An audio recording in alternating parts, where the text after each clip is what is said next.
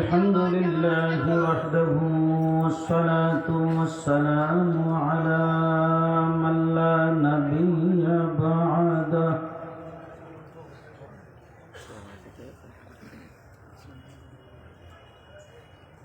أما بعد فأعوذ بالله من الشيطان الرجيم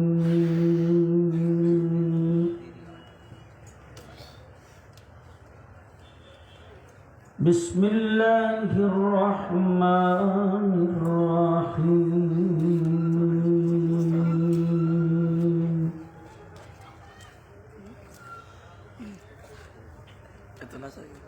اليوم أكملت لكم دينكم وأتممت عليكم نعمتي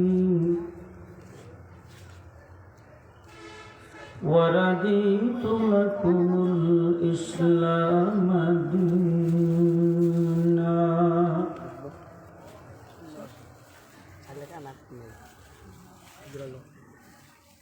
وقال تعالى إنا نحن نزلنا الذكر وإنا له لحافظون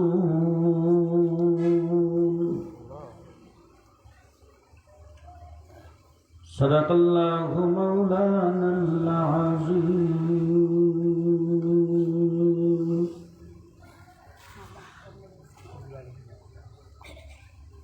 وقال رسول الله صلى الله عليه وسلم من يرد الله به خيرا يفقهه في الدين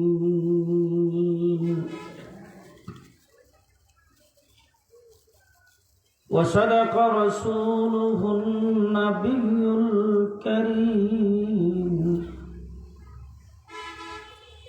ونحن على ذلك من الشاهدين والشاكرين والحمد لله رب العالمين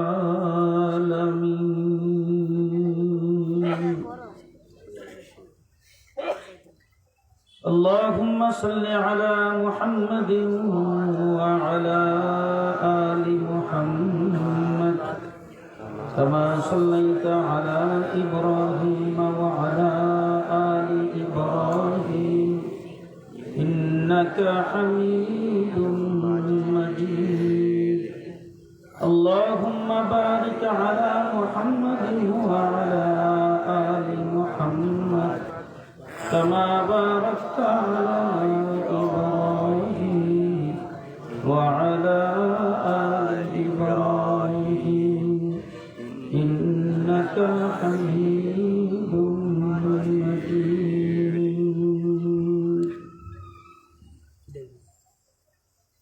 جناب الصدر محترم قابل احترام حضرات উলামায়ে কেরাম সমবেত প্রেক্ষমান বেরাদরান ইসলাম সকাল থেকে এ পর্যন্ত বাংলাদেশের শীর্ষস্থানীয় উলামায়ে কেরামের জবান থেকে কোরআন এবং হাদিসের আলোকে বর্তমান সময়ের সময় উপযোগী দিক নির্দেশনামূলক আলোচনা আপনারা শ্রবণ করেছেন। 7 দিন ব্যাপী সম্মেলন একদিন হলে সেখানে করোনা আসে না।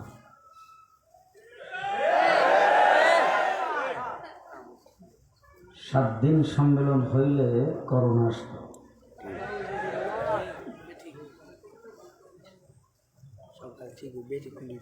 আমার বন্ধুগণ, ওয়াজ মাহফিল ইসলামী সম্মেলনে করোনা যেভাবে আসে গত কোরবানির সময় গরুর বাজারে কিন্তু সেইভাবে দেখিনি। মাছের বাজারে, মুরগির বাজারে, তরকারির বাজারে করোনা যায় না।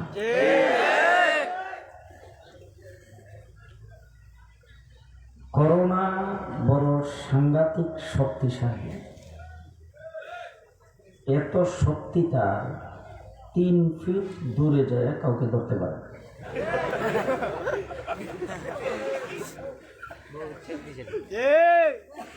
3 ফিট দূরে যাইতে পারে না, এত শক্তি। সাবান পানি দিয়া 20 সেকেন্ড হাত ধুইলে করোনা আসে না। ঠিক,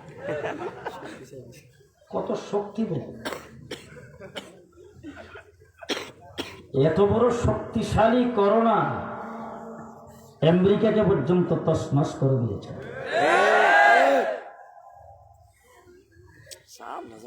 ইটালির রাষ্ট্রপ্রধান বলছে আমাদের চেষ্টা শেষ, আসমানের দিকে তাকিয়ে আছে।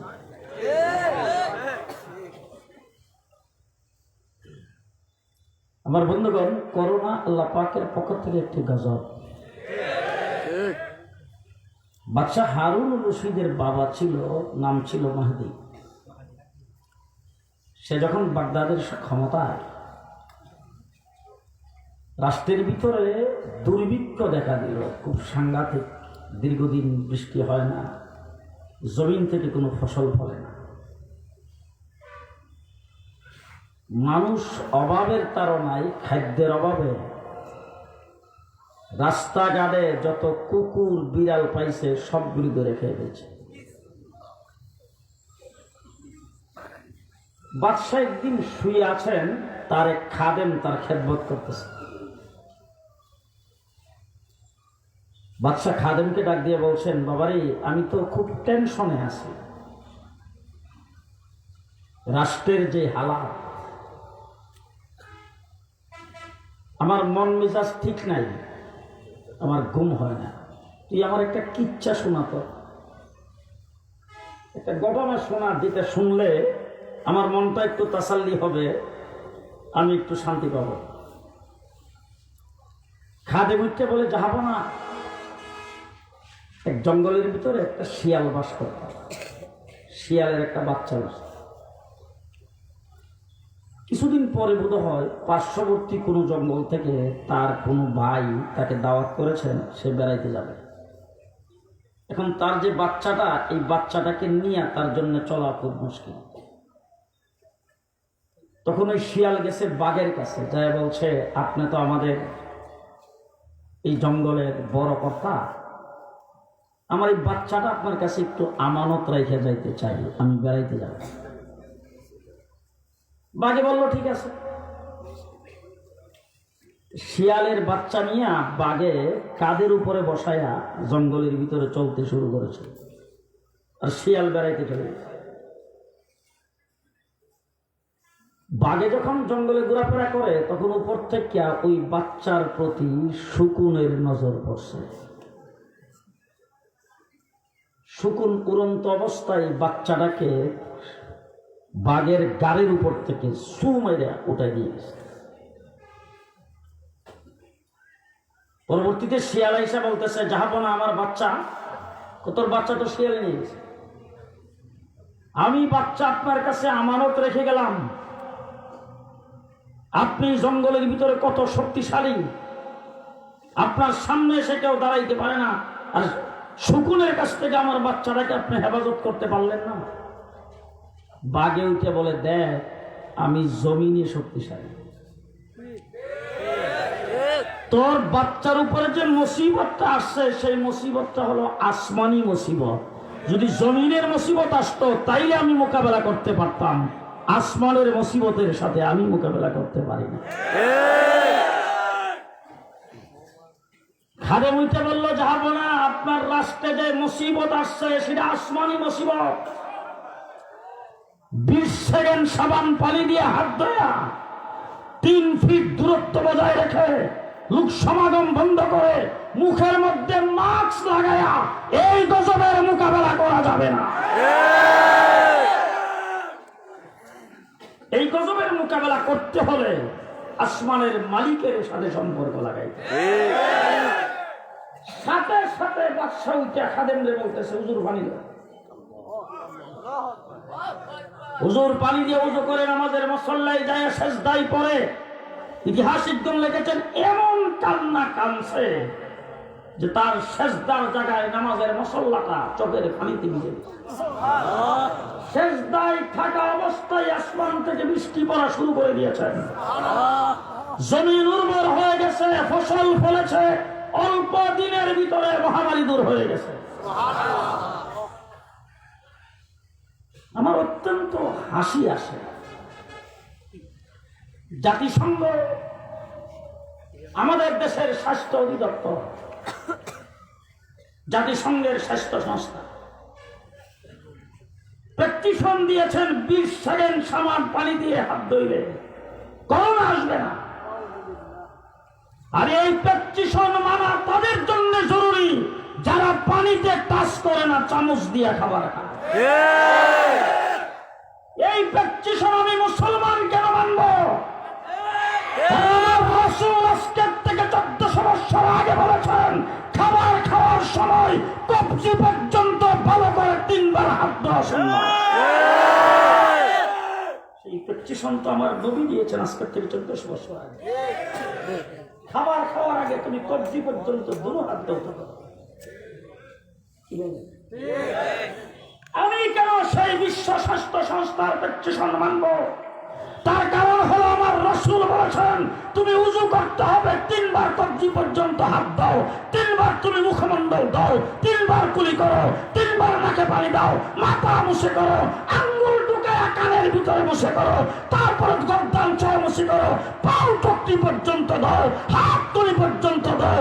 আমি দৈনিক 5 বার যদি উযু করি, 3 বার সাবান পানি দিয়ে হাত ধুইলে করোনা যদি না আসে, যারা 5 বার উযু করবে তাদের বাড়ির পাশে দিয়ে করোনা আসবে। লোক সমাগম বন্ধ করা দরকার। কোন লোক সমাগম? যেই লোক সমাগমের দ্বারা আল্লাহর গজবকে আহ্বান করা হয়। কথা আসতে বলেন। গান বাদ্য বাজনা এই সমস্ত নাইচের অনুষ্ঠানের দ্বারা আল্লাহর গজব আহ্বান করা হয়। ওই সব কিছু বন্ধ করেন। ইসলামী সম্মেলন ওয়াজ মাহফিলে সাকারাত আলাইহিমুর রাহিমা।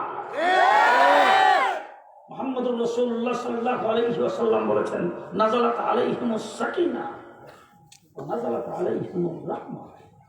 এখানে আল্লাহ পাকের রহমত, আল্লাহ পাকের শান্তি, আল্লাহর নিরাপত্তা এখানে বর্ষণ হয়। সুতরাং আল্লাহর নিরাপত্তা বর্ষণ হয় যেখানে রহমতের ফেরেশতারা বেষ্টনী দিয়ে রাখে। এই ৯৭% মুসলমানের দেশে ইসলামী সম্মেলন একদিনের জন্য কেন 1 ঘন্টার জন্য বন্ধ করা যাবে না।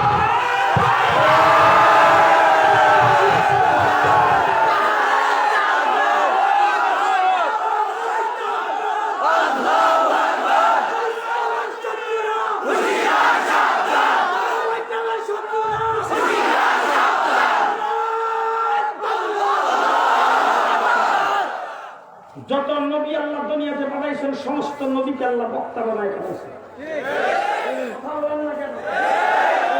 সমস্ত নবী ১,২৪,০০০ পয়গম্বর বক্তা হয়ে আসছে, দ্বীন প্রচার করেছেন। ইসলামী সম্মেলন ওয়াজ মাহফিল,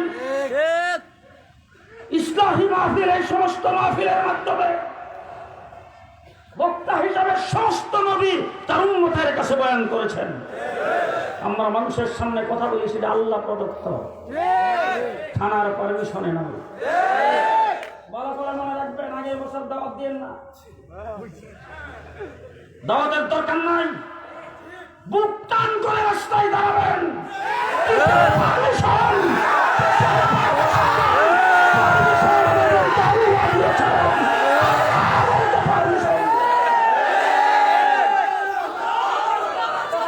আমি আজকে আপনাদের সামনে কথাগুলি বলার জন্য আসছি। আমার শরীরে রক্ত গরম হয়ে গেছে যখন শুনছি 7 দিনের সম্মেলন 1 দিন। পারমিশন আমাকে দিয়েছেন আল্লাহ। আল্লাহ প্রদত্ত পারমিশন নিয়ে কথা বলি। এই দেশের কোন রাজনৈতিক দলের পক্ষে কথা বলি না, আগামীতে দেশের ক্ষমতা দখল করার জন্য কথা বলি না, কোরআন এবং হাদিসের কথা বলি। সুতরাং সেই কথা চলবে, কেউ বাধা দিয়ে রাখতে পারে না।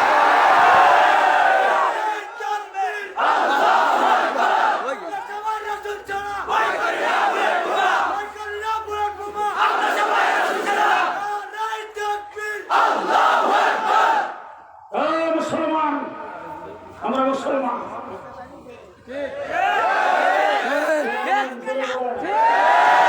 আমরা মুসলমান, ইসলাম নিয়ে বেঁচে থাকতে চাই, ইসলাম নিয়ে কবরে যাইতে চাই। আমার আল্লাহ বলছেন লা তামুতুন্না ইল্লা ওয়া আনতুম মুসলিমুন। আমার আল্লাহ নিষেধ করেছেন মুসলমান না হয়ে মরো না। আমরা মুসলমান হইয়া কবরে যাইতে চাই, ঠিক না ঠিক? খুব ভালো করে মনে রাখবেন, বাংলাদেশে করোনায় কয়জন মারা গেছে? আজকে পর্যন্ত খবর আছে কয়জন মারা গেছে আমার জানা নাই।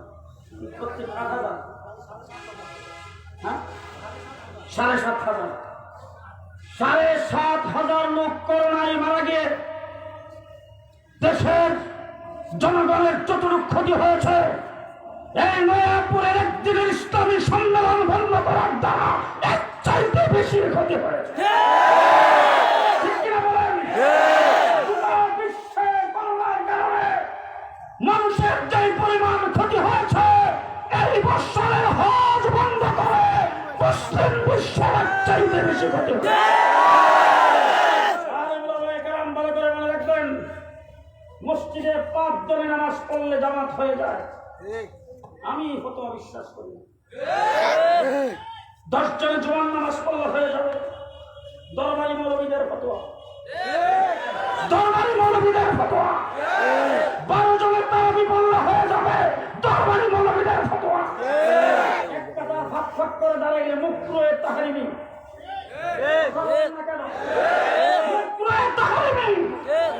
মুকরুহে তাহরিমিকে চালিয়ে দেওয়া হয়েছে জাতীয় জায়েজ ফতোয়া দিয়ে। এই বছরের রমজান মাসে তারাবির নামাজ বন্ধ করে ইসলাম আর মুসলমানের যে ক্ষতি হয়েছে, 50 বছর করোনা থাকলেও সেই ক্ষতি হবে না।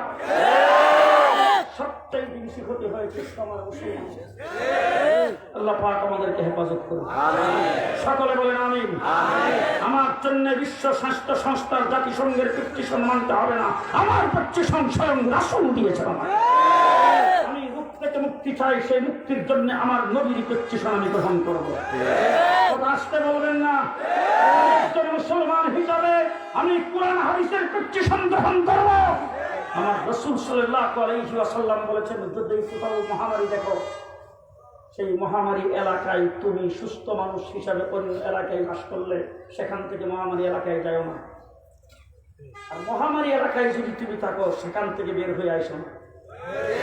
যারা বলছেন তুমি যদি ওখান থেকে বের হয়ে আসো, আসার পরে যদি তোমার রূপ ভালো হয়ে যায়, তাইলে তোমার এলাকার মানুষ মনে করবে হ্যাঁ এই এলাকায় ছিল না, এই জন্য বলেছে। আর যদি তুমি আসার কারণে যেই এলাকায় যাইবা, সেই এলাকায় যদি মানুষের রোগ হয়, তারা মনে করবে তুমি আসার কারণে হয়েছে। কথা বলে, যদি তুমি বাহির থেকে সেই এলাকায় যাও, যাওয়ার পরে যদি তুমি রোগ আক্রান্ত হও, তাইলে তোমার পরিবারের মানুষ মনে করবে গেল কেন, যাওয়ার কারণে হয়েছে। রোগ দেওয়ার মালিককে আল্লাহ, ভালো করার মালিককে আল্লাহ। পরিষ্কার ভাষায় বলতে চাই, আমার বাংলাদেশের যারা সবচেয়ে বেশি করোনার থেকে বাঁচার জন্য ফ্যাক্টরির ভিতরে ঢুকেছেন, তারাই আক্রান্ত হয়েছে। জিজ্ঞেস করতে চাই, নুরুল ইসলাম বাবু যমুনা গ্রুপের মালিক, করোনা আসার পর থেকে তিনি কয়দিন গেছেন বাজারে? ঘুমাইছেন? কয়দিন ফ্যাক্টরি থেকে বের হয়েছেন? কয়দিন লোক জনসম্মুখে গিয়েছেন? লোক সমাগমে কয়দিন গিয়েছেন? কিন্তু তাকে যখন করোনা ধরেছেন, লক্ষ লক্ষ কোটি কোটি টাকার ওই কোটি কোটি মিলিয়ন ডলারের মালিক হাসপাতালে বসে সাধারণ একজন নার্সকে বলেছেন, আমার বুকের ব্যথাটা কমায় দাও, সম্পদের যা চাও সব লিখে দিব। কিসের বাহাদুরি, কিসের বাহাদুরি!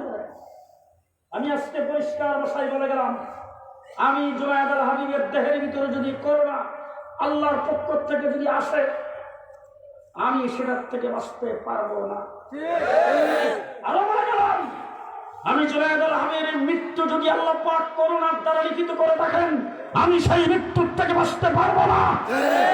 মুখের ভিতরে মাস্ক লাগাবেন, সাবান পানি দিয়ে 20 সেকেন্ড হাত ধুইবেন, যাই করবেন সতর্কতার জন্য করেন, আমার আপত্তি নাই। কিন্তু পরিষ্কার মনে রাখেন, যতদিন আপনার একটা শ্বাস দুনিয়াতে বাকি থাকবে, ততদিন আপনার কাছে আজরাইল আসবে না। আল্লাহর কথা, কার কথা?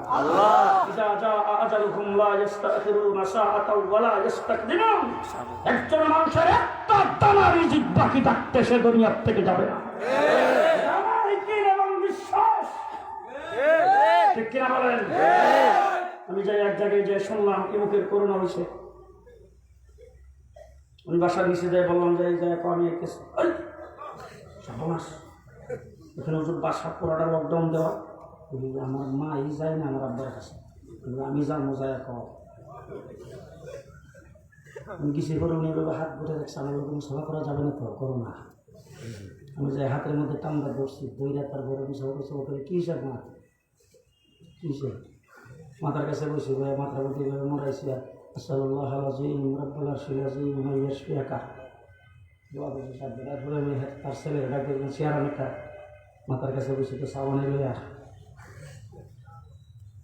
মাথার কাছে বসে ওখানে চা টা খাইয়া উঠটা এইবার সময় কইলাম যদি আমার যদি আল্লাহ না করুক, আমার যদি করোনা হয়, তোর বাপের আর তোর আর কোনো দোষ নেই, তার কারণ দৌনের মালিক আল্লাহ। বাংলাদেশে এমনও খবর আছে করোনা রোগ হয়ে মারা গেছে, মারা যাওয়ার পরে সেই বাসার থেকে তার নিজের বিবি, তার ছেলে মেয়ে যা আছে সব বাসার থেকে লাশ ফেলে বের হয়ে চলে গেছে। সারা বাংলাদেশে যদি 7 থেকে 7,500 মানুষ যদি মারা গিয়ে থাকে, এই সমস্ত মানুষগুলিকে এই দেশের আলেম ওলামায়ে কেরাম নিত্যদায়ী দাফন করেছেন, গোসল করেছেন, কাফন পরেছেন, তাদের একজনেরও করোনা হয় নাই। ঠিক কিনা? আজকে যারা বলে আমাদের ঘর ভেঙে দিবে, বাংলাদেশের লাশের পছন্দ, লাশ পোষার গন্ধে তোমরা থাকতে পারতারা যদি আমরা দাফন না করতাম, আমাদের ঘর ভেঙে দিবা। তুমি আমাদের গার ভাঙতে আসবা, তোমার জীবন হাত 2 আমারও তো 2। ডাইনামাকে তাকে দেখেন, কেউ যদি কথা না মনে করবেন হে এই দল, তোমার হাত 2টা আমারও তো 2টা, তোমার হাতে 5 আঙ্গুল আমারও তো হাতে 5 আঙ্গুল, তোমার শরীরে রক্ত মাংস আমার শরীরে তো রক্ত মাংস, তুমি যেই দেশের চাউলের ভাত খাও আমিও সেই দেশের চাউলের ভাত খাই, আর গার ভেঙে দিবা।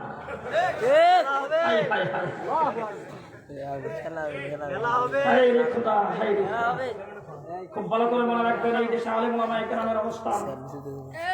আমার নবী মুহাম্মদুর রাসূলুল্লাহ সাল্লাল্লাহু আলাইহি ওয়াসাল্লাম পৃথিবীতে আসার আগে একজন নবী পৃথিবীতে আগমন করেছিলেন। সেই নবীর নাম হযরত ঈসা আলাইহিস সালাম। তার কাছে আল্লাহ তাবারক ওয়া তাআলা ইনজিল কিতাব নাযিল করেছিলেন। ঈসা আলাইহিস সালাতু ওয়াস সালামকে আল্লাহ পাক শরীয়ত দিয়েছিলেন। ঈসা আলাইহিস সালামকে আল্লাহ পাক তরিকা দিয়েছিলেন। ঈসা আলাইহিস সালামকে আল্লাহ তাবারক ওয়া তাআলা আইন কানুন দিয়েছিলেন। ঈসা আলাইহিস সালামকে আল্লাহ পাক আসমানি কিতাবের 4টা কিতাব, বড় সেই বড় কিতাবের একটি কিতাব ইনজিল কিতাব দিয়েছিলেন। কিন্তু ঈসা আলাইহিস সালাম দুনিয়া থেকে চলে যাওয়ার 500 বছর পরে আমার নবী মুহাম্মদুর রাসূলুল্লাহ দুনিয়াতে আগমন করেছেন। ঈসা আলাইহিস সালাম আর আমাদের নবীর মধ্যে ব্যবধান 500 বছর। কথা লম্বা লম্বা করতে চাই না, সংক্ষেপে বুঝাইতে চাই। ঈসা আলাইহিস সালাম ইনজিল কিতাব রেখে, তার তরিকা রেখে, তার আইন কানুন রেখে, তার শরীয়ত রেখে ঈসা আলাইহিস সালামকে আল্লাহ পাক আসমানে উঠিয়ে নিয়েছেন। 500 বছর পরে আমার নবী পৃথিবীতে আগমন করেছেন। রাসূল আয়েশা দেখলেন কিতাব ইনজিলের কোনো খোঁজখবর নাই। এটাকে বৎসরে বৎসরে পরিবর্তন করে নিজেদের মন গড়া বানায় নিয়েছেন। ঈসা আলাইহিস সালামের শরীয়তের কোনো খোঁজখবর নাই, তছনছ করে ফেলেছেন। ঈসা আলাইহিস সালামের আইন কানুনের কোনো খোঁজখবর নাই, সবগুলো ধুলায় দূষিত করে দিয়েছেন। মক্কা শরীফের মধ্যে 360 বুত লাগাইছেন, বাইতুল্লাহ শরীফের ভিতরে পর্যন্ত বুত লাগাইছেন, মূর্তি লাগাইছেন, চন্দ্র আর সূর্যের পূজা করতে শুরু করেছেন। বাইতুল্লাহ তওয়াফ করে উলঙ্গ হইয়া মেয়ে সন্তান জন্মগ্রহণ করলে জিন্দা কবর দেয়। বছরের ব্যবধান 500 বছরের ব্যবধানে কিতাব নাই, শরীয়ত নাই, আইন কানুন নাই, সভ্যতা নাই, সংস্কৃতি নাই, আদর্শ নাই। আমার নবী আজকে দুনিয়া থেকে গেছেন কয় বছর? সূরা ফাতিহা আমার নবীর কাছে নাযিল ছিল 9 আয়াত, এখন আছে 7টা। না না যে বিসমিল্লাহর শব্দ আরো 3টা বেশি আছে, এখন 3 শব্দ কমছে। আস্তে কথা বল। জি আগে মানুষ 5 ওয়াক্ত নামাজের আগে গোসল করত, এখন ওযু। জি ফজরের নামাজ আগে ছিল 12 রাকাত, এখন হচ্ছে 4 রাকাত। না যোহরের নামাজ ছিল 20 রাকাত, এখন 12 রাকাত। না আগে প্রত্যেক রাকাতে সেজদা দিত 8টা, এখন 2টা। না কথা বলেন না, প্রবেশ কম। জি বাথরুমে যাইতে বাম পাও দিয়ে প্রবেশ করতে হবে, নবীর সুন্নাত। জি এখন বোধ হয় আমাদের এরশাদ সাহেবের আমলে সংসদে বিল পাস হয়েছে, বাম পাও দিয়ে গেলে চলবে না। না হয়েছে বিল পাস নাকি এটা এখনো আছে?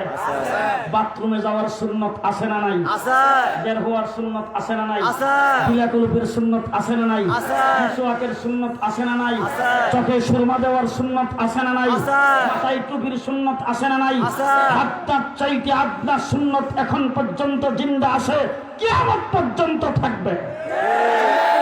500 বছরের ব্যবধানে সবকিছু তছনছ হয়ে গেল। 1450 বছরে জের জবর নক্তার কোনো পরিবর্তন হলো না, ইসলামী শরীয়তের কোনো পরিবর্তন হলো না, নামাজের রাকাতের কোনো পরিবর্তন হলো না, মাসলা মাসাইলের কোনো পরিবর্তন হলো না। দিন আল্লাহর নবী যেইভাবে আল্লাহ পাক দিয়েছিলেন, সাহাবায়ে কেরামের কাছে যেইভাবে রেখে গেছেন, সেইভাবে এখনো আছে, কিয়ামত পর্যন্ত থাকবে। 500 বছর ব্যবধানে সবকিছু পরিবর্তন হয়ে গেল কেন? এখন পর্যন্ত কোনো পরিবর্তন হয় নাই কেন? তার কারণ কি? 1 নম্বর কারণ হলো হেফাজতের দায়িত্বভার গ্রহণ করেছেন কে? আল্লাহ। আল্লাহ। হেফাজতের দায়িত্বভার গ্রহণ করেছেন আল্লাহ, সুতরাং আল্লাহ পাক হেফাজত করবেন। 2 নম্বর হলো হযরত ঈসা আলাইহিস সালাম দুনিয়া থেকে চলে যাওয়ার সময় ঈসা আলাইহিস সালাম উম্মতকে কথা বলেন নাই, আমি দুনিয়া থেকে চলে যাচ্ছি, আমার পরে আমার নায়েব হিসাবে ইমুককে রেখে গেলাম। ঈসা আলাইহিস সালাম তার কোনো নায়েব ঠিক করে যান নাই, তিনি শুধু একটি কথা বলে গেছেন, মুবাশশিরাম বিরাসূল ইয়াতি মিন বা'দি ইসমুহু আহমদ, আমার পরে যিনি আগমন করবেন তার নাম হবে আহমদ। এই সুসংবাদ দিয়ে তিনি দুনিয়া থেকে চলে গেছেন, তার নায়েব ঠিক করে যান নাই। তার নায়েব ঠিক করে না যাওয়ার কারণে 500 বছরে যা আছে সবকিছু তছনছ হয়ে গেছে। আর আমার নবী দুনিয়া থেকে চলে যাওয়ার সময় বলছেন, আমি দুনিয়া থেকে চলে যাচ্ছি, ইন্নাল উলামা ওয়ারাসাতুল আম্বিয়া, আমার নায়েব নয়, সমস্ত নবীদের নায়েব হবে আমার উম্মতের উলামা। হযরত ঈসা আলাইহিস সালাম দুনিয়া থেকে চলে যাওয়ার সময় তার নায়েব ঠিক করে যান নাই, আর আমার নবী দুনিয়া থেকে চলে যাওয়ার সময় তার নায়েব ঠিক করে গেছেন। এখন আমি জিজ্ঞেস করতে চাই, আপনাদের সোনারগাঁয়ে থানা আছে তো? ইউনূস সাহেবের অফিস, তহসিলদারের অফিস আছে না নাই? আছে। আচ্ছা, তার পাশে আপনাদের থানার পাশে বোধ হয় ফেরেশতাদের একটা অফিস আছে। এদের মধ্যে জিবরাইল আমিন মাসে একবার আয়, আজরাইল দৈনিক একবার, মিকাইল আলাইহিস সালাম বছরে একবার। হ্যাঁ আছে কোন অফিস? আসতে কোন কেন? তাহলে আল্লাহ পাকের দিন আল্লাহ হেফাজত করবেন, এই কথাটা যে আল্লাহ পাক বলছেন, আল্লাহর দিন যদি আল্লাহ হেফাজত করারই যদি মালিক হয়ে থাকে, তার মধ্যে যদি কোনো প্রকার উসিলা না লাগে, তার জন্য যদি কোনো কর্মীর দরকার না হয়, তাহলে রাসূল সাল্লাল্লাহু আলাইহি সাল্লাম কেন উলামায়ে কেরামকে নায়েব বানায় গেলেন? বুঝতে হবে। মুহাম্মদুর রাসূলুল্লাহ সাল্লাল্লাহু আলাইহি ওয়াসাল্লাম আল্লাহ তাবারক ওয়া তাআলার পক্ষ থেকে ঘোষণা করেছেন, আমি দুনিয়া থেকে চলে যাচ্ছি, আমার নায়েব হলেন উলামায়ে কেরাম, কিয়ামত পর্যন্ত থাকবে। ফেরেশতাদের কোনো অফিস নাই, আল্লাহ তাবারক ওয়া তাআলা দ্বীন হেফাজত করবে। কিভাবে দ্বীনের হেফাজত করে সেই জিনিসটাও খুব ভালো করে বোঝা লাগবে। আমার নবী মুহাম্মদুর রাসূলুল্লাহ সাল্লাল্লাহু আলাইহি ওয়াসাল্লামের আগেও পৃথিবীতে যে সমস্ত নবী আসছেন তাদের হেফাজতের দায়িত্বভার আল্লাহ পাকের ছিল, কিন্তু আল্লাহ হেফাজত মসজিদের মধ্যে বৈশা হাজার তানার তসবিহ নিয়া 100 লাখের খতম পড়লে আল্লাহ পাকের হেফাজত এবং আল্লাহর সাহায্য আগমন করে না। যেখানে যেই সাহায্যের দরকার সেই সাহায্য এইভাবে চাইতে হয়। আপনি যখন বৃষ্টির প্রয়োজন হয়েছে, যখন কোথাও খরা ধরেছেন, বৃষ্টি নাই, মানে আকাশ থেকে কোনো বৃষ্টি পড়ে না, তখন আপনি মসজিদে বসে বসে দোয়া করবেন। কিন্তু এমন একটা সময় আসে মসজিদে মসজিদে বৈশাখ দোয়া করলে আর হয় না, যাইতে হয় মাঠে, খোলা আকাশের নিচে খালি পায়ে। সেখানে যাই আবার এইভাবে হাত উঠাইলে চলে না, হাতটাকে উল্টাইয়া আল্লাহ পাকের দরবারে চাইতে হয়। ও আমার ভাইরা, বৃষ্টির জন্য যখন সাহায্যের দরকার, আমার নবী মুহাম্মদুর রাসূলুল্লাহ সাল্লাল্লাহু আলাইহি ওয়াসাল্লামকে যখন সাহাবায়ে কেরাম বলছেন, রাসূল মসজিদের মিম্বরে বসে হাত উঠাইছেন, আল্লাহ মদিনাতে বৃষ্টির দরকার, মানুষ আমাকে সুপারিশ ধরেছেন, আল্লাহ আমি তোমার কাছে সুপারিশ করতেছি, মদিনাতে বৃষ্টি দাও। আল্লাহর নবীর হাত উপরের দিকে উঠানো অবস্থায় মদিনাতে বৃষ্টি নাজিল হয়ে গেছে। কিন্তু রাসূল সাল্লাল্লাহু আলাইহি ওয়াসাল্লাম সব সাহায্য কিন্তু মদিনার মসজিদে নববীতে বসে বসে চাই নাই, সাহায্য চাইছেন জাগা মতন। যেমন আমাদের আদি পিতা হযরত ইব্রাহিম আলাইহিস সালাম যার দোয়ায় হযরত মুহাম্মদুর রাসূলুল্লাহ দুনিয়াতে আগমন করেছেন, তিনিও কিন্তু আল্লাহর সাহায্য চাইছেন। কোন সময় কিভাবে চাইছে দেখেন। নমরুদ সবচাইতে বড়, সাংঘাতিক বড়, এই জগতের ভিতরে দুনিয়ার মধ্যে সবচাইতে বড় জালেম এবং সবচাইতে বড় শক্তিশালী। নমরুদের মতো শক্তিশালী বর্তমান পৃথিবীতে কোনো বাদশা নাই, নিজে খোদা দাবি করেছেন। সেই নমরুদ হযরত ইব্রাহিম আলাইহিস সালামকে ডাক দিয়া বলছেন, খেলা হবে, খেলা হবে, খেলা হবে। কি খেলা হবে? ইব্রাহিম আলাইহিস সালামকে ধরে নিয়ে গেছেন, আগুন প্রজ্বলিত করেছেন, আগুনের মধ্যে ইব্রাহিম আলাইহিস সালামকে নিক্ষেপ করবেন। এমন সময় জিবরাইল আমিন আইসা হযরতে ইব্রাহিম আলাইহিস সালামকে ডাক দিয়ে বলেন, আইসি। পেছন থেকে মিকাইল কো আমিও আছি, ইসরাফিল কো আমিও আইসি। হযরত ইব্রাহিম আলাইহিস সালাম জিজ্ঞেস করেছেন, আইসো না পাঠাইছো? আইসো না পাঠাইছে? জিবরাইল আমিন কো আইসি, তবে অনুমতি ছাড়া না, অনুমতি লই আইসি। এবার বলো কি জন্য আইসো? বলে আইসি ইসরাফিল আলাইহিস সালামকে পুরাটা দিলে তো কাম শেষ। আল্লাহ রাব্বুল আলামিন আমাদের যখন কিয়ামত হবে, তখন আমাকে আল্লাহ পাক বলবেন একটা ফু দেওয়ার জন্য। একটাও আবার নির্ধারিত একটা ওজন আছে, সেই ওজন অনুযায়ী থার্মোমিটার দিয়ে মাইপা এর চাইতে বেশি যদি দেই, তাইলে তো এই দুনিয়া আকাশমান জমিন যা আছে সবকিছু ইমন শেষ হবে, পরবর্তীতে আর বানানোই মুশকিল হবে। এই জন্য আল্লাহ পাক এই আসমান জমিন শেষ করার জন্য আমার একটা ফুই যথেষ্ট। তবে একটা ফু যদি দেই, তাইলে তো কিয়ামত আইসা যাবে। এই জন্য এক ফু না, খালি কোন রকম শ্বাসটা দিলেই তো নমরুদের আগুন শেষ। মিকাইল আলাইহিস সালাম উচ্চাকো বৃষ্টি পুরা দেওয়া লাগবে না, খালি একটুকুর ভিতরে দিলেই। জিবরাইল আমিন কো আমার শক্তি সম্পর্কে তো আপনি জানেনই, বাউ দিলেই তো শেষ। ইব্রাহিম আলাইহিস সালাম জিবরাইলকে ডাক দিয়ে কয়, আমার আল্লাহ কি ঘুমাইছে? আল্লাহ ঘুমাইছে? বলে না, আল্লাহ ঘুমাই নাই। লা তাখুযুহু সিনাতু ওয়ালা নাওম, আল্লাহ সব সময় জাগ্রত। আল্লাহ পাকের উঙ্গারিও আসে না, তন্দ্রাও আসে না। হযরত ইব্রাহিম আলাইহিস সালাম খুব গাটাও, আমার আল্লাহ পাক যদি আমাকে দিকে, এই যে দেখেন এখন সাহায্য, আল্লাহ যদি আমাকে নমরুদের আগুনে জ্বালায়া খুশি থাকে, আমি জ্বললেই খুশি। জিবরাইলের কাছে সাহায্য, মিকাইলের কাছে সাহায্য, কার কাছে চাইছে? এবার আল্লাহ জিবরাইল, মিকাইল, ইসরাফিলে ডাক দেখো, সাহায্য তোর কাছে চাই নাই, গেলে গেলে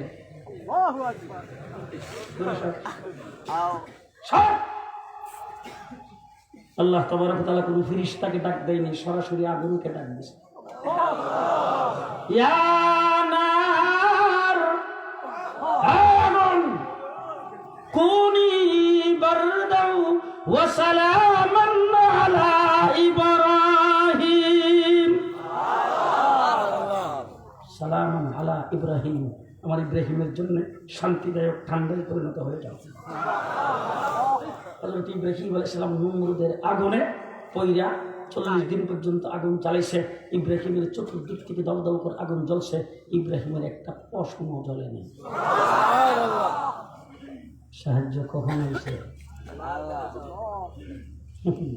আগুনও ঠিকই জ্বালাইছে, তেলও ঠিকই জ্বলছে, লাঠিও ঠিকই জ্বলছে, ফরমও ঠিকই দিছে, সব কিছুর পরে ইব্রাহিমও আগুনে গেছে, এরপরে সাহায্য।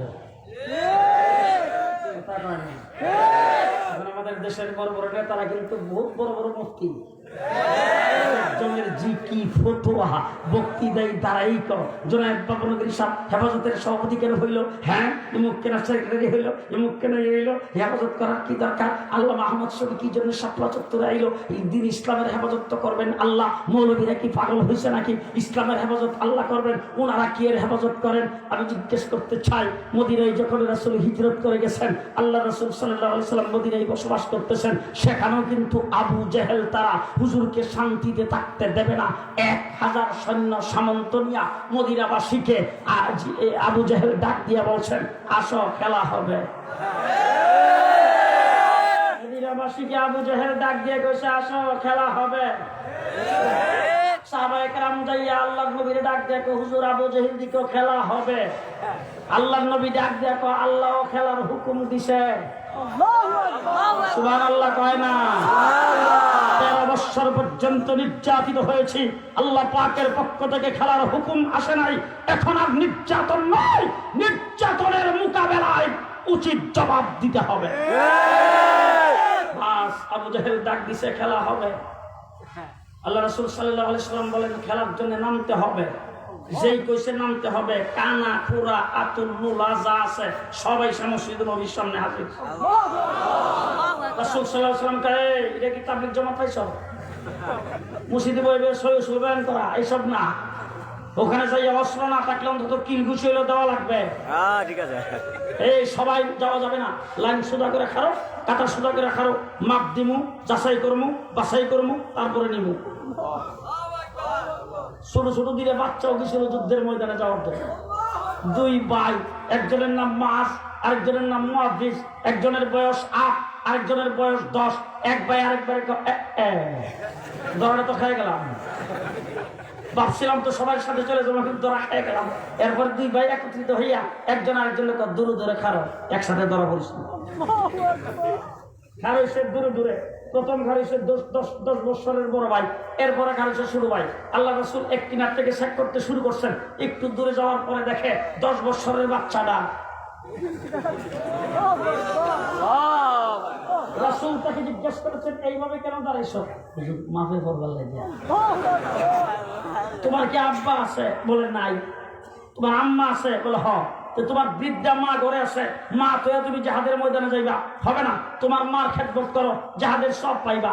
বাচ্চারা উঠে হুজুর আমরা 2 ভাই একত্রিত, মারে যায় দেখি ঘরের মধ্যে বিলাপ করে কাঁদতেছে। আমরা 2 ভাই মার কাছে যাই বসছি, বৈশা আমাকে জিজ্ঞেস করছি, মা তুমি কেন কান্দো? আমার মা বলতেছে, আল্লাহর হাবিব মুহাম্মদুর রাসূলুল্লাহ সাল্লাল্লাহু আলাইহি ওয়াসাল্লাম আবু জেহেল ডাক দিছে, খেলা হবে। রাসূলও খেলার মধ্যে নামতেছে। এখন তোর বাপ যদি জীবিত থাকতো আর আমি যদি এই খেলার একজন প্লেয়ার হিসাবে তোর বাপের পাঠাইতে পারতাম, হাসরের ময়দানে যাইয়া মুজাহিদের স্ত্রী হিসাবে উঠতে পারতাম। তোর বাপ তো জীবিত নাই, এখন তোরাও নৌজোয়ান না, যুদ্ধের ময়দানে কাউকে পাঠাইতে পারলাম না, এই জন্য বাবা বুক ফাটা কান্না আসতেছে। মাকে আমরা চোখের পানিগুলি মুছে মার কাছ থেকে বিদায় নিয়ে তারপর যুদ্ধে যাওয়ার জন্য আসছি। এখন যদি ফিরে যায় মা কিন্তু কলজা ভাইটা মারা যাবে। আল্লাহ নবী বলেন, তোমার মা তোমাকে এইভাবে বিদায় দিছে? বলে জি হুজুর। বলে ঠিক আছে, যাও চলো। 10 বছরের বাচ্চা যুদ্ধে যাওয়ার অনুমতি পাইছে। হুজুর সামনের দিকে যায় দেখে তার ছোট ভাই 8 বছরের, এইটাও দাঁড়ানো। রাসূল ডাক দিয়ে বলেন, তুমি তো যাইতে পারবা না। বলে হুজুর আমার বড় ভাইকে অনুমতি দিচ্ছেন, একসাথে মার কাছ থেকে বিদায় নিয়ে আসছি। বলে বিদায় নিয়ে আসলে কি হবে? তোমার বড় ভাই দেখো দেখতে শুনতে একটু স্বাস্থ্যবান দেখা যায়, বয়সও তোমার থেকে 2 বছরের বেশি, আর তোমার দেখতেও ছোট দেখা যায়, বয়সও 2 বছরের কম, তুমি যাইতে পারবা না। বাচ্চারা ওইটাকে হুজুর বুঝতে পারছি, বয়স 2 বছর কম, আর দেখতে আসলে আমার ছোটই লাগে। যুদ্ধের ময়দানে যখন নিবেন না, একটা কাম আমি একটা প্রস্তাব করি যদি রাখেন। বলে কি প্রস্তাব? বড় ভাইয়ের লগে আমার একটু কুস্তি লড়াইয়া দেখেন, যদি আমার কুস্তি লড়াই। আল্লাহ নবী তুমি তোমার বড় ভাইকে কুস্তি লড়াই হারাইতে পারবো? হুজুর যদি পারে একটু পরীক্ষামূলক। আল্লাহ নবী ঠিক আছে আসো দেখি। বড় ভাই ডাক দিয়েছে, 2 জনকে একসাথে খাড়া করছে। খাড়া করে রাসূল সাল্লাল্লাহু আলাইহি সাল্লাম সাহাবায়ে কেরাম তাকিয়ে দিয়েছে, তাকিয়ে দিয়েছে। এখন শুধু ভাই বড় ভাইরে চোখে চোখে তাকায় ইশারা দিয়ে কো, ভাই আসলে তো তোমার গায়ে শক্তি বেশি, তুমি আমার থেকে 2 বছরের বড়, তুমি যদি আমার শক্ত করে ধরো তাহলে তুমি জাগাতেই ফের, তুমি আমার আস্তে করে নরম করে ধরবা, আর আমি ধাক্কা দিচ্ছি মাত্র তুমি ইচ্ছা করে নিচে ধরে যাবে।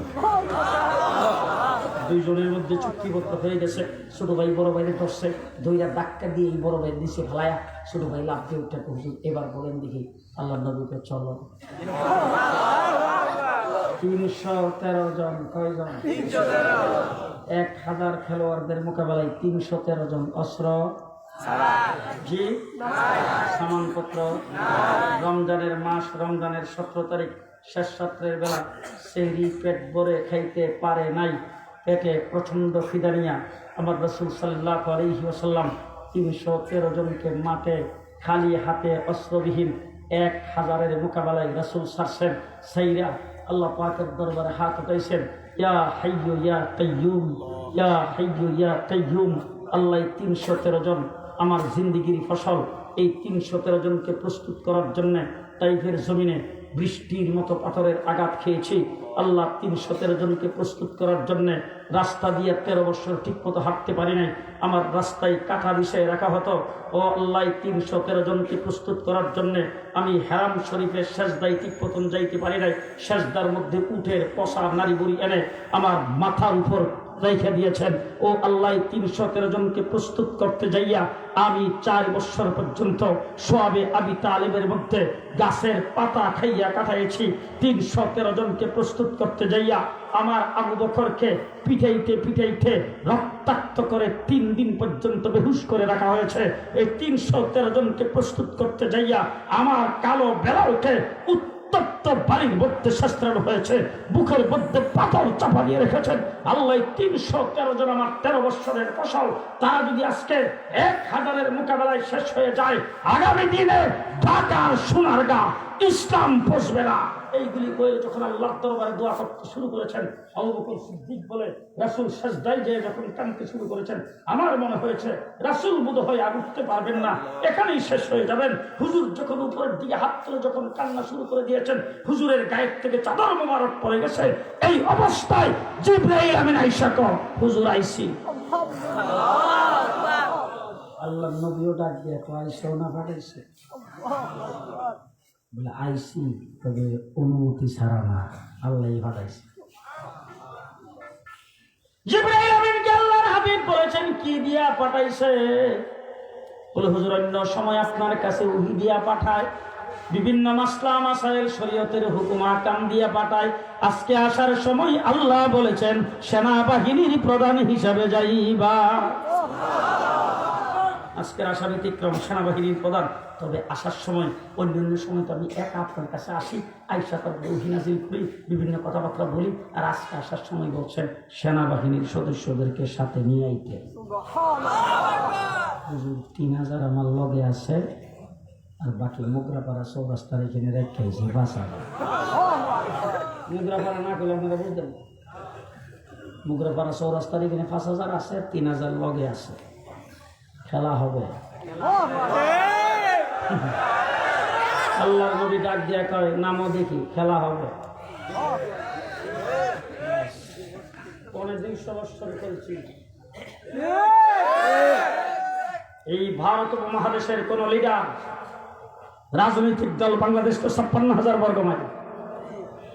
56,000 বর্গ মাইলে যারা বড় বড় লিডার, তারা 56,000 বর্গ মাইলের লিডার। তখনকার সময়ে ভারত, পাকিস্তান, বাংলাদেশ পুরাটা নিয়ে যখন ছিল মহাদেশ, সেই মহাদেশের মধ্যে যারা লিডার ছিল তারা বড় বড় লিডার ছিল। কোন লিডারের মুখ থেকে, জবান থেকে একটি শব্দ ইংরেজের বিরুদ্ধে বের হয় নাই। কোন লিডার ইংরেজের বিরুদ্ধে কোনো কথা বলে নাই। এক একজন চৌধুরী খেতাব পেয়েছেন, এক একজন বড় বড় হুদা পেয়েছেন, ইংরেজের সঙ্গে তাল মিলিয়ে চলার চেষ্টা করেছেন। কিন্তু একজন মোল্লা টুপি দাড়িওয়ালা দিল্লির জামি মসজিদ মিম্বরে উঠে শাহ আব্দুল আজিজের মতো মোল্লা মানুষ সর্বপ্রথম ইংরেজের বিরুদ্ধে স্বাধীনতা যুদ্ধের ফতোয়া দিয়েছেন। এই ফতোয়া মোল্লারা দিয়েছেন সর্বপ্রথম। আজকে তুমি তাদের গার্মেন গেলিবা, ডাক ডাকো, খেলা হবে। 200 বছর পৃথিবীতে যাদের সূর্যাস্ত যেত না, তাদের সাথে আমরা খেলেছি। যাদের সূর্যাস্ত যেত না, তাদের সাথে 200 বছর খেলেছি। কিভাবে খেলা? মিস্টার থমসন ইংরেজের একজন লেখক, তিনি তার ইতিহাস গ্রন্থে লিখেছেন, দিল্লিতে আমি গিয়েছি সাংবাদিক হিসাবে পরিস্থিতি জানার জন্য। আমি যেখানে যে উঠছি এর পেছন থেকে চামড়া পুরা গন্ধ আসতেছে। আমি গর্ত থেকে বের হয়ে পেছনে যেয়ে দেখি বিশাল বড় গর্ত করেছেন। সেই গর্তের মধ্যে লাকড়ি দিয়ে পেট্রোল দিয়ে আগুন জ্বালানো হয়েছে। আমার চোখের সামনে 80 জন আলেমকে এনে জামা কাপড় খুলে বিবস্ত্র করে উলঙ্গ করে লাইন ধরে খেলা করা হয়েছে, হাত পেছনের দিকে বেঁধে। তারপরে একজন তাদের সামনে দাঁড়ায় বলছেন, এই মৌলবীর দল, তাদের 80 জনের মধ্যে একজন দাঁড়ায় বলবে 1857 সালের সেই কাসেম নানতুবি রহমতুল্লাহ আলাইহি ইংরেজ বিরোধী স্বাধীনতা যুদ্ধে আমরা অংশগ্রহণ করি নাই। এই 80 জনের ভিতরে একজন যদি বলস, অথবা আমরা সেটাকে সমর্থন করি না, একজন যদি বলস 80 জনকে এইখান থেকে ছেড়ে দেওয়া হবে, 80 জনকে মাফ করে দেওয়া হবে। এই কথা বলার পরে মিস্টার থমসন লেখেন, আমি অবাক হয়ে তাকে রইলাম। এই 80 জনের ভিতরে প্রত্যেকটা মানুষকে আগুনে ফেলে আগুন দিয়ে জ্বালিয়ে দেওয়া হলো। তারা এই কথা অস্বীকার করে নাই, অর্থাৎ আগুনে জ্বলে গেছে, ঈমান বিক্রি করে নাই। এইভাবে পরে 200 বছর ইংরেজের বিরুদ্ধে লড়াই আমরা করেছি। আমাদের গ্রামে মিলিবা, আমাদের সঙ্গে খেলবা। আমরা কারা? আফগানিস্তানের দিকে তাকিয়ে দেখো, 19 বছর পর্যন্ত বিশ্বের পরাশক্তি আমেরিকার সাথে মার খাইতে খাইতে প্যান্ট খুলে যখন জাঙ্গা পয়রা সারছে মিস্টার ট্রাম্প, তখন গত ফেব্রুয়ারি মাসের 29 তারিখে মিস্টার ট্রাম্প বলছেন, আপনারা সন্ত্রাসী না, আসেন কাতারের দোহায় আপনাদের সঙ্গে বসে চা খাই। কার সঙ্গে খেলা হবে? পরিষ্কার ভাষায় বলতে চাই, আমরা আমাদের কাল্লা কাটায় দিতে পারি, আমাদের সিনার ভিতর থেকে ঈমান বের করতে পারি। বাস খেলা চলছে। 3000-এর ফিরিস্তার বাহিনী নিয়ে জিবরাইল নামছেন মাঠে। আল্লাহ নবীর দরবারে সাহাবী দৌড়ে এসে বলছে, হুজুর আওয়াজ শুনি মানুষ দেখি না। রাসূল বলেন, কি আওয়াজ শুনেছ? বলে, ইয়া হাইজুম আকবিল আকবিল আকবিল, আগে বাড়ো আগে বাড়ো আগে বাড়ো। বলে, হুজুর আওয়াজ শুনি মানুষ দেখি না। আল্লাহর নবী ডাক দিয়া বলেন, হাইজুম জিবরাইল আমিনের ঘোড়ার নাম। জিবরাইল আমিন তার ঘোড়াকে যুদ্ধ পরিচালনা করার জন্য, আগে বাড়ার জন্য জিবরাইল হাত ডাক দিয়ে বলতেছেন, 70টারে দুইটা লইছে আর 70টারে কুবাইছে, আর বাকি দুই একটারও পরনে কাপড় নেই।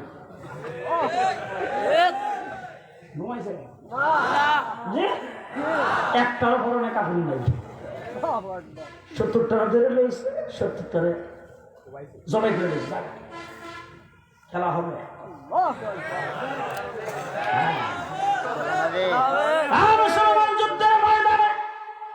হযরত আব্দুর রহমান ইবনে আউফ দূর থেকে দেখে আবু জাহেল উঁচা একটা ঘোড়ার উপরে বসে বড় বড় হাত ডাক দিয়ে যুদ্ধ পরিচালনা করে। আব্দুর রহমান ইবনে আউফ মনে মনে ভাবতে শুরু করেছেন, দেখি আমার আশেপাশে কোনো শক্তিশালী মুজাহিদ আছে কিনা। আবু জাহেলের উপর আক্রমণ করতে হলে কয়েকজন একত্রিত হইয়া আক্রমণ করা লাগবে, একা করা যাবে না। ডাইনে বামে যখন তাকানো শুরু করেছেন, এমন সময় ছোট ছোট দুইটা বাচ্চা দৌড়ে এসে আব্দুর রহমান ইবনে আউফের চেহারার দিকে তাকায়, চাচা।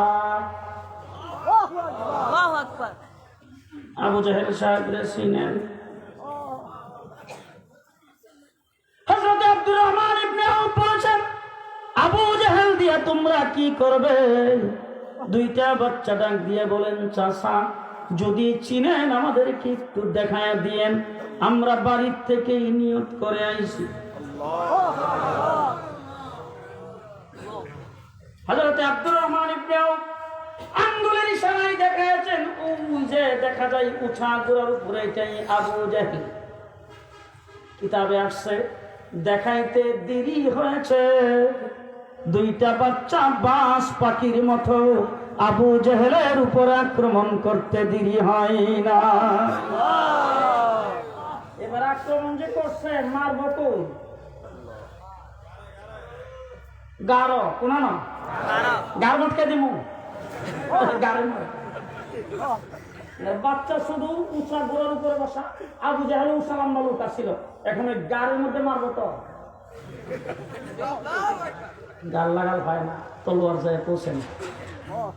এক ভাই আরেক ভাই ইশারা দিয়া আস্তে করে ডাক দেখো, ভাই এইভাবে ফালাম যাইতো না, গোড়ার পাউডি কাটতে দেয়।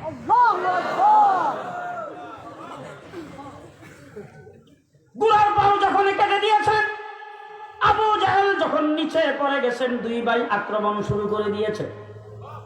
হযরতে আব্দুর রহমান ইবনে আউফ, হযরতে আব্দুল্লাহ ইবনে মাসউদ দূর থেকে যখন দেখছেন আবু জাহেল পড়ে গেছে, ঘোড়া দৌড়াই এসে লাফ দিয়ে আবু জাহেলের উপরে পড়ে বুকের মধ্যে সোয়ার হয়ে বসেছে।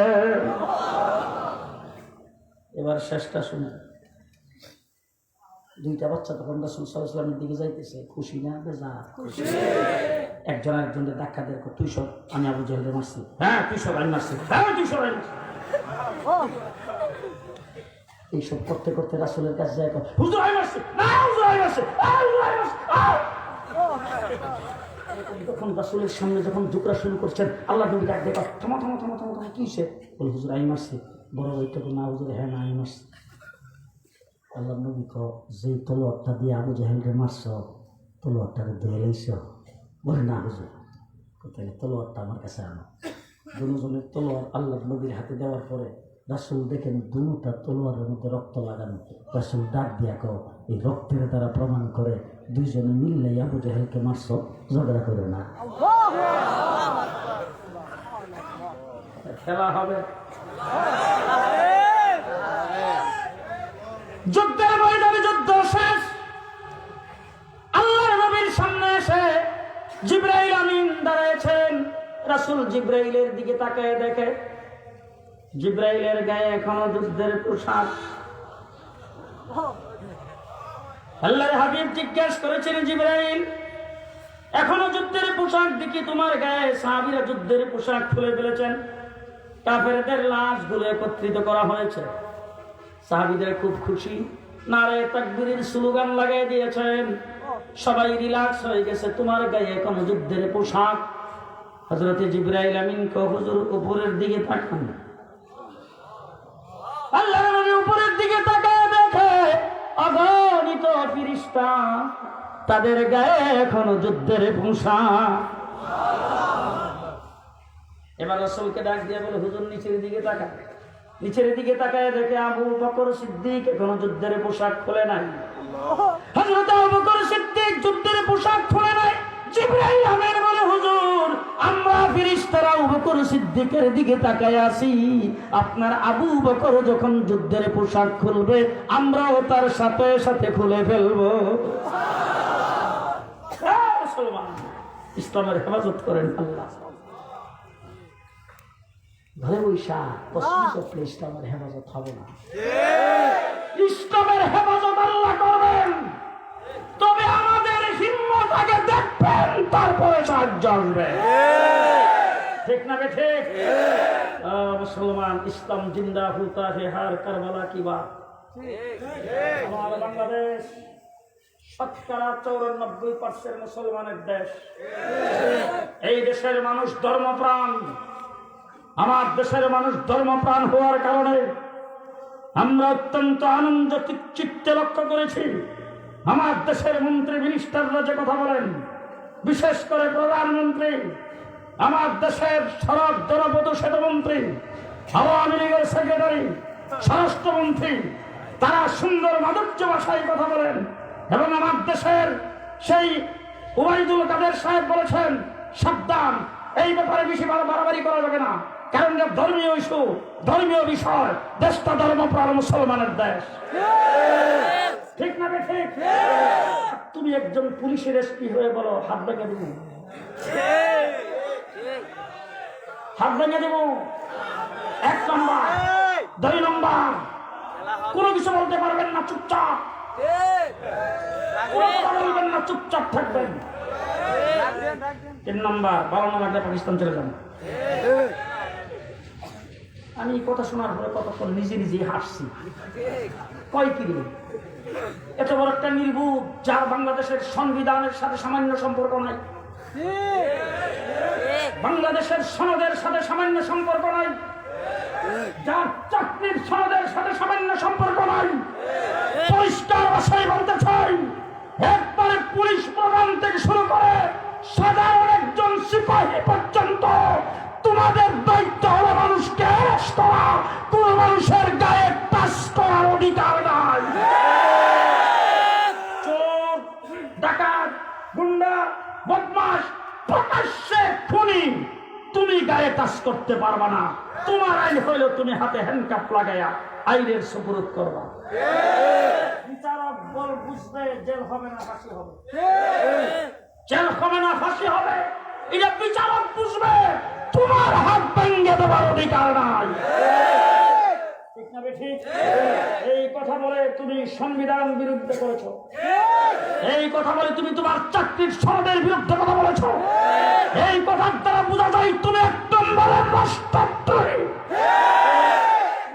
2 নম্বর বলছেন চুপ করে থাকবেন। হয়